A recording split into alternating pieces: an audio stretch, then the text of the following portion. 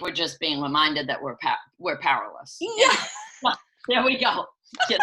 Exactly. With all the artificial power, which, I just wanted to say something about that also, that on some level, I mean, even though I'm not one to really speak much with a tremendous amount of knowledge about the brain and all that it is about from an anatomical perspective, but I certainly know that the brain is what dictates the energy in our whole human system, every single one of us. And so our brains are hugely plugged in to a tremendous amount of electricity, to white light, to multitasking, to fragmenting.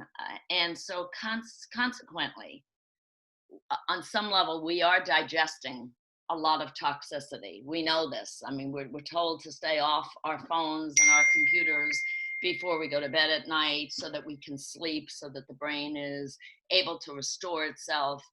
And, I think just like a heroin addict, a cocaine addict, an alcoholic, I mean, there is an inability, there's a powerlessness to be able to do that. We all look at each other in a mirror-like way by seeing people always on their phones, whether it's in restaurants, whether it's in the car, whether it's wherever it is, and we see the addiction. We can see it physiologically, we see it with our eyes, we sense it, we intuitively know it.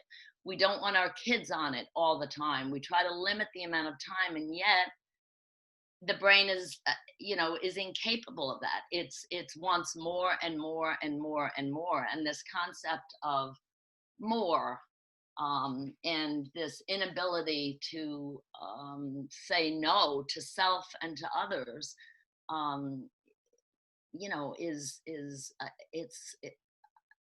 it's overwhelming. I mean, it's to the point where we know it intuitively, and yet we're incapable of doing anything about it. And I think that that's where I'd like to, just beg for some understanding of all the people that I've worked with over the last 30 years who have had substance addictions. This is a substance addiction. This is an addiction that has created a virus in our brains.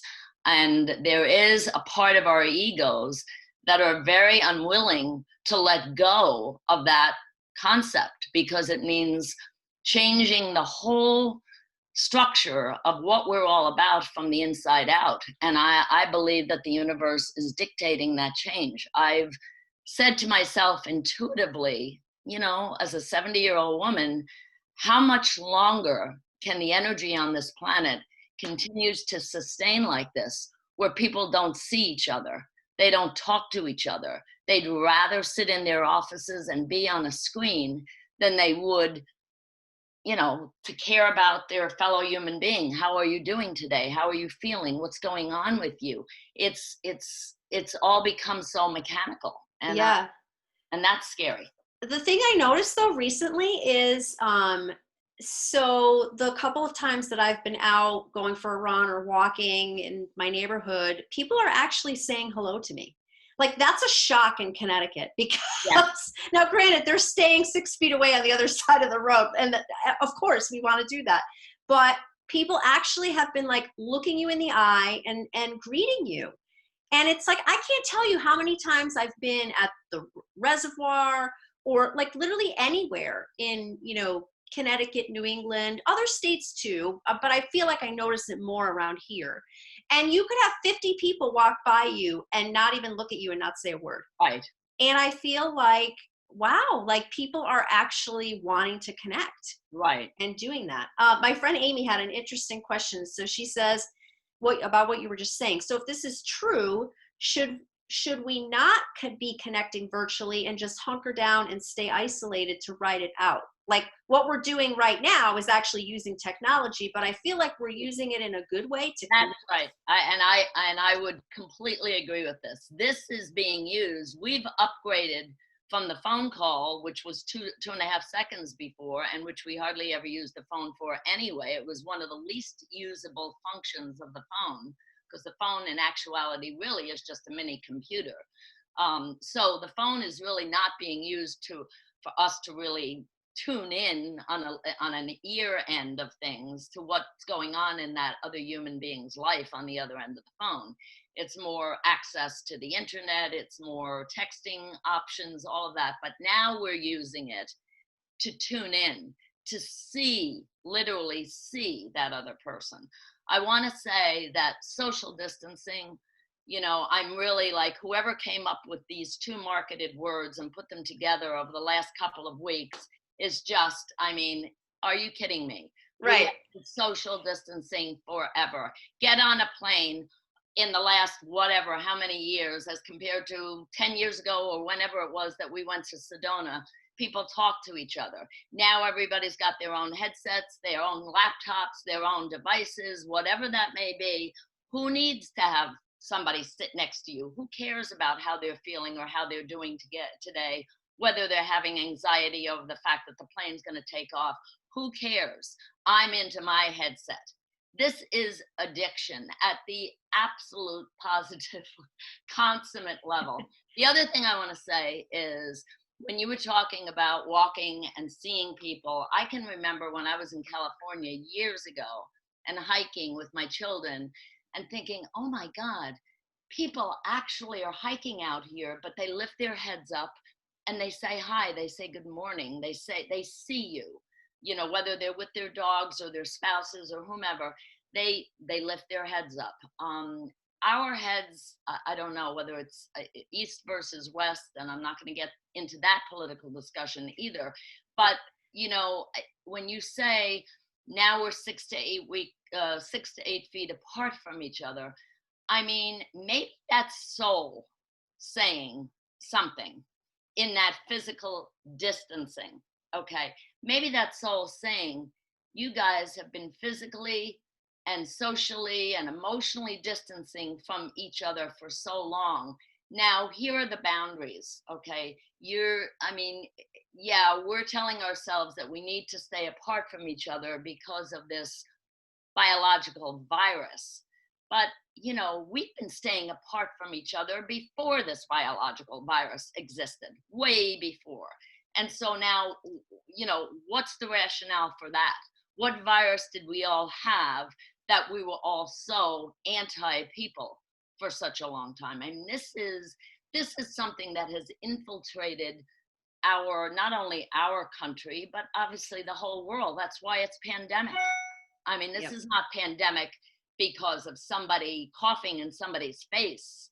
I mean, this goes way beyond that. And I think to stay in the world of countertops and hands, although that's necessary, I don't think that that's what's really, I think we have to go deeper than countertops and hands. And this is not going to just end in 2 to 3 weeks once we've all washed our hands a million times and now have developed OCD as a result of that, because we had it before. I mean, and that's another addiction. And so, you know, because the OCD is the dry abbreviation for all addictive processes. So, you know, whether it's bringing a drink to the mouth all the time or smoking a joint all the time, this is all OCD symptomatology. And I'm not saying that we don't need to wash our hands, and I'm not saying that we don't need to be careful and we don't need to be clean, but I don't want us to get lost in that kind of cleanliness. I think this goes deeper than the superficial cleanliness. Just my opinion, but that's how I see it. Right. I agree. It's just shifting the focus from one thing to something else. Like, okay, now I'm going to focus on how clean I can get my hands. That's right. when I laugh when I see all the things on Facebook, people making comments like, when did we forget that we should just naturally wash our hands after things? Like, come on. That's just common sense.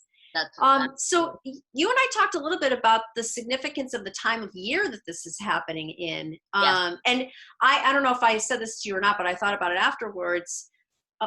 From my perspective, as far as if I, you know, like had to pick a time of year when it would be better, if there is such a thing.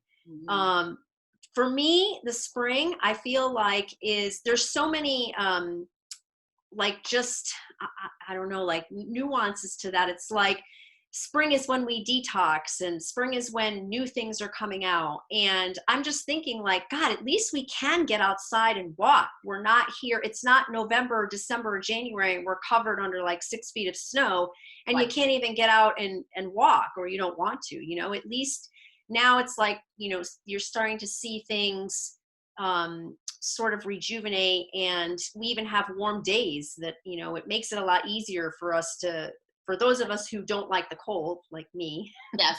It makes it easier. But we also talked a little bit about like astrologically the significance of the time of year. Yeah. Yes. I mean, and we have just, I mean, in this moment, literally left the sign of Pisces, and today is like the first day of Aries. And so Pisces represents the ending of the zodiac. I mean, it is the last sign before Aries, which is the first innovative, I mean, not innovative, but, you know, it's the individual I.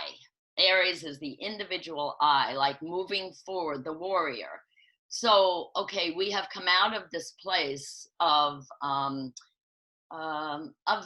endings, of water, where we have all been. I mean, Pisces sometimes can represent fears, phobias, irrational fears sometimes, and not knowing, emotionally confused.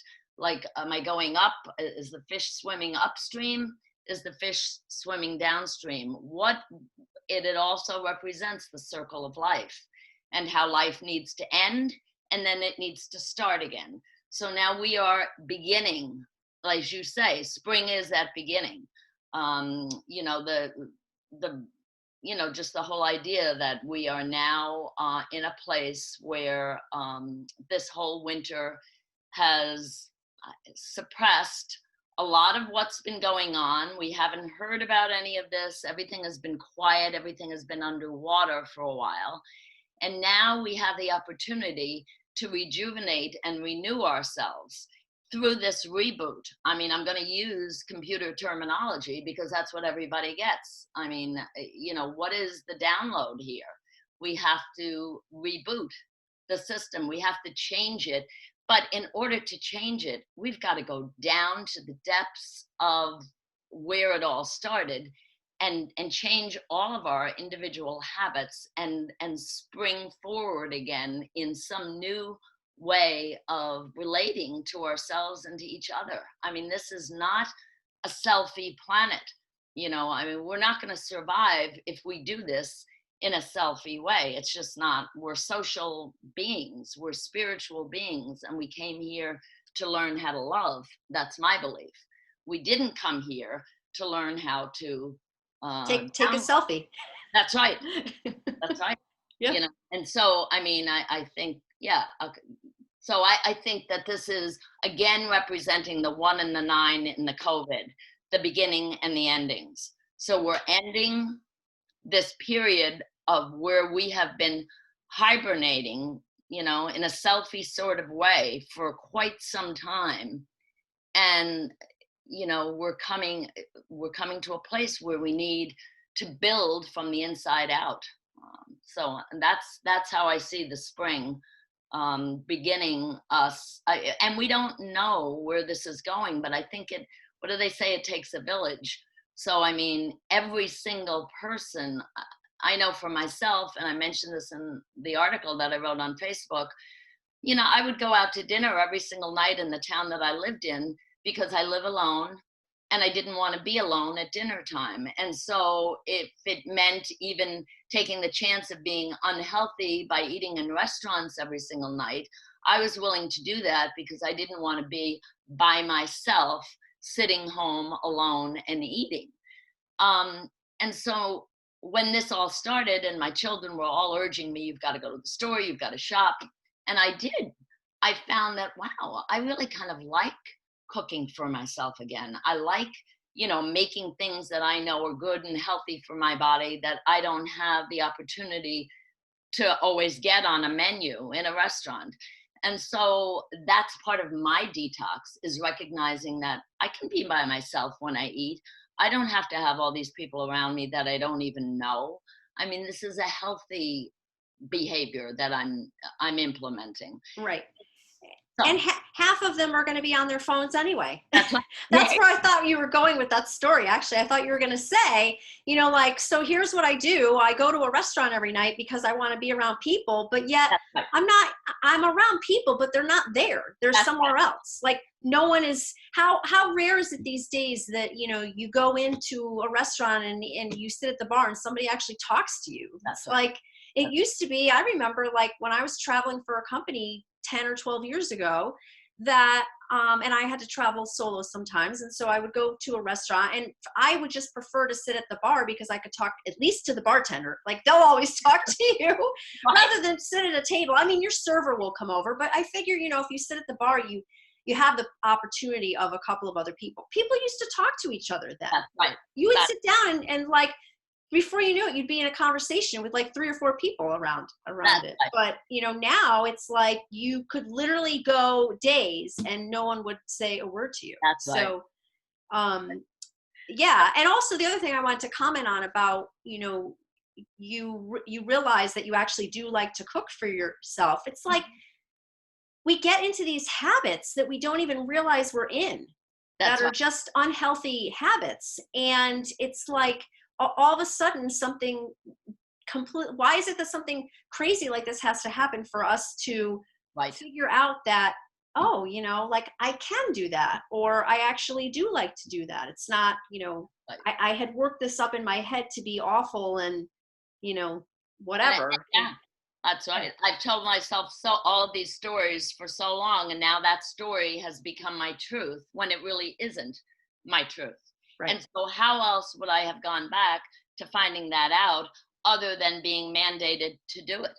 You know, how else does a child learn that the behavior that precipitated them being on the steps or in their room, you know, is no longer acceptable because now I'm in a timeout. So we're in a massive timeout, and none of us like to be treated as children because our egos have gotten so huge, you know, that how dare you? I mean, the entitlement that I've been able to accumulate for myself all these years allows me to do whatever in the heck I want to do, when I want to do it, and with whom I want to do it. I mean, you talk about the bar. I mean, you know, everybody gets to the bar or to the restaurant, and the first thing that comes out of their pocket or their pocketbook or whatever is the phone. Now, if this is not addiction, yeah. Yep. I mean, yeah. And even if nobody's contacting you, I know, it's just to look on Facebook. Right. And we know, and that's a checking ritual in OCD symptomatology, the constant checking, the ritualization of doing something over and over again. And insanity says, you know, I mean, and getting the same result. And what is the result? Is the result connection on that screen? Are you really connecting? I mean, we have really prostituted the word connection. We've prostituted it. This is not connection at the soul level. This is not the connection that makes the heart and the soul feel good. And in order for the human being race to continue, the heart and the soul better start feeling good pretty soon, because I don't care what the head and the pocketbook are feeling. I mean, the productivity and the what's the other P word that I had? There's something about productivity, and that word is, if I hear it one more time, we're all being productive, but maybe not always in the ways that can be seen. Maybe not only in the ways of numbers or money in the pocketbook. Productivity and pocketbook, those are the P words. Right. And really, if I go back to code, they start with P, and the letter P is a 7 in numerology. And numerology is, sevens are lessons. What is the lesson in the productivity? I mean, the hurrieder I go, the behinder I get. I don't have time for my children. I don't have time for my laundry. I don't have time for my walk in nature. I don't have time because the computer and the screen is eating up my brain, which is eating up my wattage, which is eating up my life on this planet. Yeah. Well, the more it's also about what you say to yourself, and the more, and the words that you use. So if you tell yourself constantly that you don't have time, you're not going to have time. That's right. I mean, I don't know if anybody's ever noticed this, but sometimes if I'm late to, if I think I'm going to be late to a meeting, and I'm driving in the car, if I say to myself, okay, you know what? I'm not going to get into a car accident just to get to this meeting. It's not that important. I'm not going to keep looking at the clock on my car. Right. If I'm meant to be at that meeting on time, I will get there on time. Right. 99.9% of the time, I don't know what happens. I hit all green lights, traffic clears, whatever. I end up, if I have that mindset, I get to the meeting literally on time. That's if I'm worried about it, if I'm constantly looking at the clock, whatever, I mean, I'll hit every red light and I'll be 10 minutes late. Right. And I keep saying to myself, like, really? Like how many times before you get this? Whatever you say to yourself is what will be. That's right. That's if whatever your mindset is what you're going to get. So if you keep saying, I don't have time, you're not going to have time. That's right. That's right. Because you keep feeding yourself that belief. Right. Yeah. Yes. So there was something you said, and now I lost it, but I wanted to, it said it was going to be like a really nice intro into the cards. Oh, I know what it was. It was something you said about, well, before you had said, like, we come here to love, but also, I think you briefly alluded to the fact that, we come here with a sole purpose. And I know many times you and I have talked about there's a certain age, as far as the signs of the destiny cards, that if you haven't connected with your soul and you aren't doing your soul's purpose, then your soul basically could choose to check out of here. That's right. Yeah. Yes. And I think that on a massive level is what the soul is testing us with. Do you guys want to be here? Do you want to be here? Do you want to, because if you know that if the body needs to live, it needs to eat. So what food are you collectively giving the soul right now? Because the soul's not feeling it. It's flickering. Its lights massively collectively are flickering. So right, exactly, absolutely. What do I need to be? What do we need to feed our souls to continue to support them? Otherwise, they will come up with an exit plan. And the exit plan will be, okay, I'll help you and your body get out of here. If that's not what you guys want to do, if you don't want to continue living here in the way that you were meant to live here from the heart and the soul, then, and you want to just become, quite honestly, robot, prototypes of Steve Jobs, okay? I mean, and he checked out at 55 from pancreatic cancer, which energetically means the sweetness of life. So the man had obviously a lot of trauma issues in the beginning of his life, and those trauma issues never obviously were addressed, other than the fact that he found a screen that he could control. And that the controlling of that screen then led to what I see as a massive control addiction on this planet with the screen. And that, this is the way that I can kind of have a video game with my life, and I don't have to interact with people. I can just continue to set myself up electronically, and that's going to be what I'm here for. So the soul is saying, oh, really? That's not what I sent you for. I didn't send you for that. I sent you to learn how to love yourself and others. How am I going to learn how to myself and others when I'm on a screen all the time?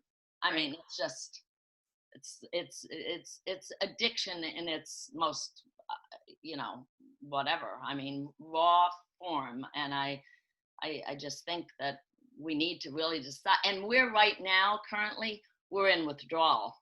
And withdrawal is not pretty on any detox unit.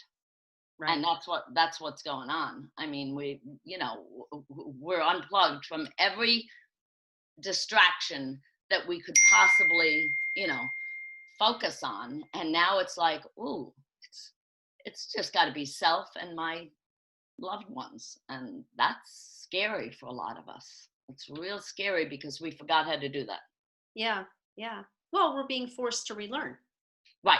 Exactly. So, you know, and just like, you know, you learning that you like to cook for yourself. Right. I mean, I hope the majority of us relearn that, you know, it's okay to be alone and it's okay to be with your family. That's right. And not only is it okay, it's actually good. Like Yeah, it makes you more fulfilled and happier. that's right. So somebody asked a good question, and I've thought about this too. Do you think society will adhere to these new lessons we are learning spiritually once the virus levels off, or will we go back to the way we all behaved? In other words, will these realizations stick? So I mean, I feel like, you know what? It's going to stick for some people. Hopefully many more people will get this wake up call. But I mean, there's going to be people that go right back to Absolutely. whatever. And so there again, aren't we talking about addiction in general? I've had people ask me over the years, oh, so how many people that you've treated have actually really stayed sober? Okay, because I'm going to look at it from that. No judgment there. Right, exactly. God. Like, and I mean, just like you said, I mean, there will be people that, of course, will relapse, you know, and I think that, you know, in order for any detox and treatment to be effective, it's gonna it's got to do with your own individual lesson plan. How much are you willing to continue to implement these new behaviors that you learn during this quote unquote quarantine? How, you know, how serious are you about continuing those behaviors? Because you know as well as I know that if you stop your medicine for strep throat 7 days, and you're supposed to at 7 days and you're supposed to take it for 10, the strep throat is coming back again. Okay. So, you know, there have been statements released that Sylvia Brown, who's a very, very famous psychic, has said that this particular respiratory illness was predicted and that it'll leave as quickly as it came, but it will reoccur in 10 years again. Now, why will it reoccur? Will it reoccur because somebody didn't wear a mask or clean a countertop? No, it will reoccur because we didn't do the work, so to speak. We may have done the detox for a while. We may have stayed in our houses and stopped the drugs, so to speak, on some level. Okay. But we all know that detox is not the effective way of clearing an addictive disorder. I mean, you have to do the deep work. Right. And so if, you know. Yeah, just like health, just like with a health issue or a disease, you can't just put a Band-Aid on it. You have to get to the root cause of why. And I mean, you and I believe it all, like a lot of it all boils down to a spiritual reason. That's you right. know, like what's happening energetically in your body before or around your body before something manifests physically. That's right. And usually the body part is always telling you where the ailment is. So I continue to reinforce the fact that this ailment is in the lungs. Right. And the lungs are the organs both of life. You wouldn't be breathing without the lungs, and also of repressed grief. And I can only speak for myself, but if I'm not processing my grief as much and at every opportunity that I can for whatever losses I've had in my entire life, then I'm emotionally constipated. And how many people out there, quite honestly, I mean, as much as we may not want to hear those two words marry each other, how many people out there are emotionally constipated, have not done the grief work? Right. Yeah. Many of us, you know. Oh. So we're getting to 11, but I wanted to talk briefly about the destiny cards because that's what we were going to do this original call on. And I think that, Right. you know, many people are interested in that. And so maybe just for a couple minutes, we'll just talk briefly about what, you know, what the science is and how you discovered it. And, you know, that each person's birthday is associated with a particular card. And I just want to, you know, preface all that by saying that, you know, my impetus for doing this, for getting this knowledge out is because I just feel like the cards are, to me, very scientific, and they have really helped me just understand why or what was happening in my life. And more so, it's more about confirmation for me. Like the cards, I'll get my reading and, something will happen or whatever, and the cards will help me understand, oh, I know why that, now I know why that happened, or I know why that person came into my life, or I know what what is the purpose of this, or maybe even like, what is my focus supposed to be on this year? Like this year, maybe my focus is supposed to be more on my relationships, or more on my work, or more on health, things like that. So yeah, let's just chat a little bit about what the cards are. And Sure, absolutely. So one day happened to be walking in 2000, in the year 2000, walked into Barnes and Noble, saw a tacky looking book on the shelf called Love Cards. I was there to find a more sophisticated book on metaphysics, but I pulled the book off the shelf, and that was the beginning of this new life as I've seen it, in terms of understanding that in the 52 deck, the common deck of playing cards, they were never meant to be played with. They go all the way back to the beginning of time. Every civilization owns a deck of cards. Mostly every household owns a deck of cards, and everybody thinks that we're supposed to be playing with them. But that was not the original meaning for the cards. As you just noted, every single day in our chronological year is assigned two cards in the regular common deck of playing cards. So let me just say mathematically, what validates the system, and what most people go and say is, I never knew that, is that there are 52 cards in the deck, 52 weeks in the year, 4 seasons, 4 suits, 12 royal cards, 12 months, and if you add the numerical value of every single card in the deck together, you get 365. And to which most people respond, I never knew that. Well, we're not taught the ancient wisdoms in any of our school systems. And so these cards essentially are dictating that on the day that we were born, that our soul chose to come into this life, we chose 2 cards to be our, I'm going to call them apps, so to speak, so that it's understandable in this culture. They're to be our apps on this planet, to navigate us throughout this system of detours and right turns, left turns, and impasses, and all of the above. The cards are there to essentially say, this is the curriculum that you chose. If you were born on, I'll use your birthday, Diane, February 8th, your curriculum is the 4 of Spades and the Queen of Diamonds.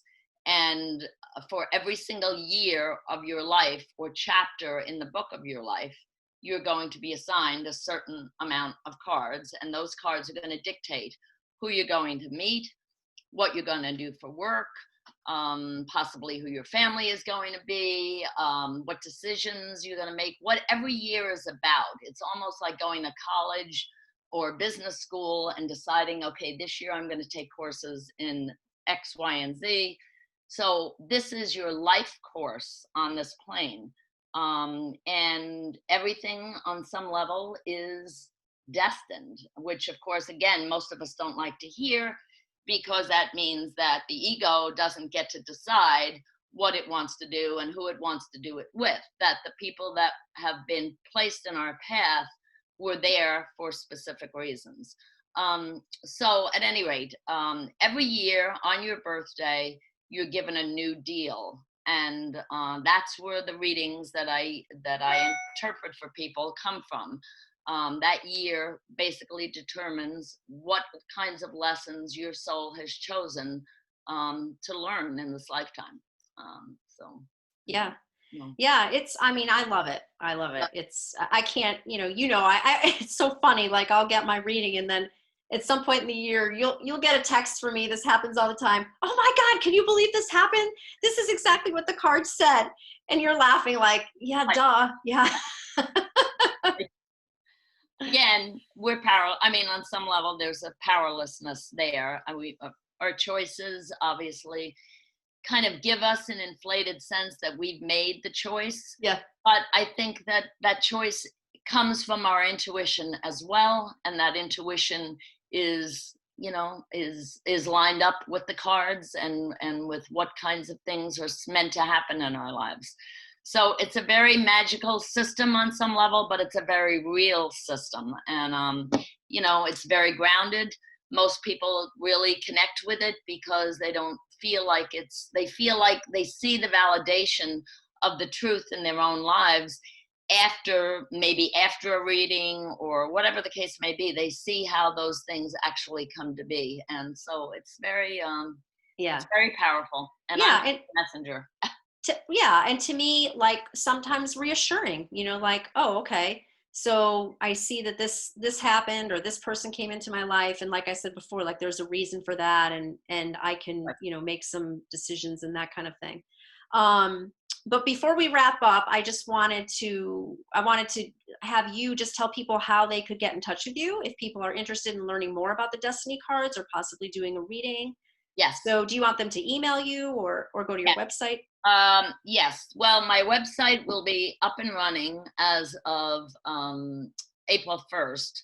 However, I mean, it's pretty much in working order at this point. So if people want to start to frequent it, they can and observe it. But at the same time, what I'd really like them to do is maybe email me or, you know, call me, and we can either set up some time so they can explain a little bit about the different options for readings that I have. So yeah, go ahead. No, I think we're going to get booted off again. So what's the email?